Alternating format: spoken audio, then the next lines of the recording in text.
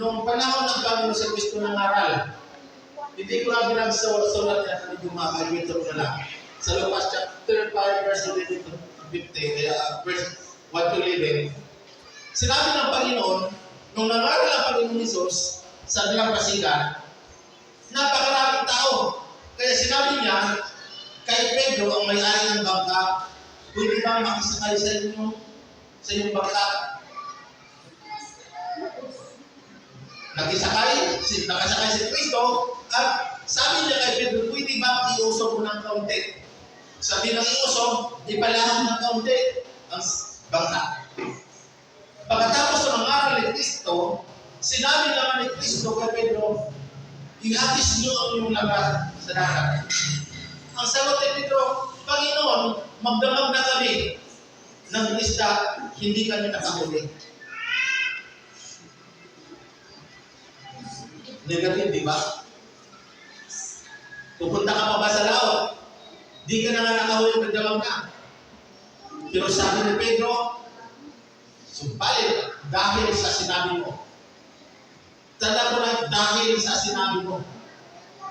Pumunta ka sila Pedro at inagis ang lambat. Hindi nila makila ang kanilang lambat sa dami ng huli. At kumuha pa sila ng mga kasama nila makakatulong sa paghuli. Kaya nung pagbaba ni Pedro, Panginoon, lumayo kayo sa akin sapagkat ako'y makasalanan. Yun talaga ang sinabi ni Pedro, eksakto, na gusto niya mag-distansya kay Kristo dahil nakita niya na si Kristo, buhay ang salita ni Kristo at nangyayari ang mga sinasabi ni Kristo. Ngayon, sabi ni si Kristo, tumayo ka ito, huwag naman ako.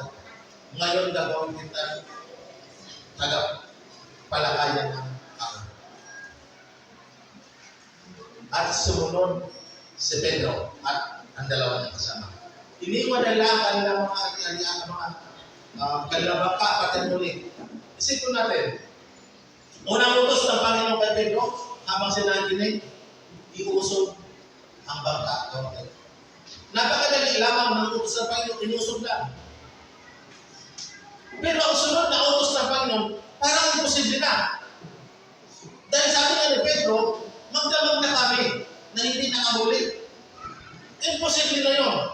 At ang pag-ingisda, alam ni Pedro na ang pag-ingisda gabi.